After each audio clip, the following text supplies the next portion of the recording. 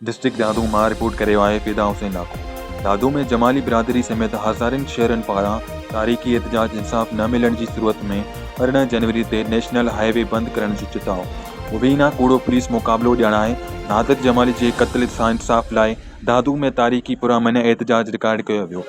Rally जी शुरूआत अलामा आई काज़ी library खां थी, जेका शहर के मुख्तलिफ रस्तन तां गुजरण बाद कचहरी रोड प्रेस क्लब पहुती। रैली में मौजूद मुज़ाहिरीन SSP दादू ऐं दादू पुलिस खिलाफ सख्त नारेबाज़ी कई।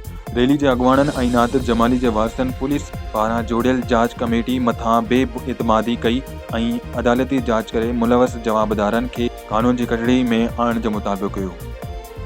इनके कत्ल किया वियो आहे ऐं ही जज्बाती फैसलो आहे। ही इंशाअल्लाह चोर ज़ाहिर आहे ऐं कूड़ कूड़ा सच सच आहे।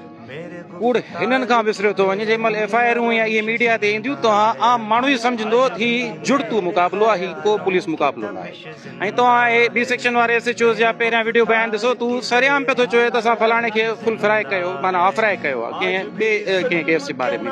मक़सद ही एतिरो नॉर्मलाइज़ कयो वेठा आहिनि जो हिननि खे शर्म बि कोन थो अचे। सरेआम TV ते वेही बि चवनि पिया था त असां फलाणे खे हाफ फ्राई कयो।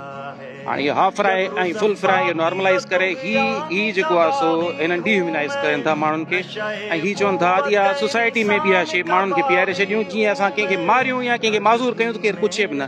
पर इंशाअल्लाह इहा शइ बर्दाश्त कोन थींदी। पहिरें ॾींहं खां वठी इहो ई मुतालबो आहे त नादर जमाली जा जेके कातिल आहिनि उन्हनि खे फिल फोर जेको आहे उदनि तां हटाए उन्हनि ते FIR दर्ज कई वञे।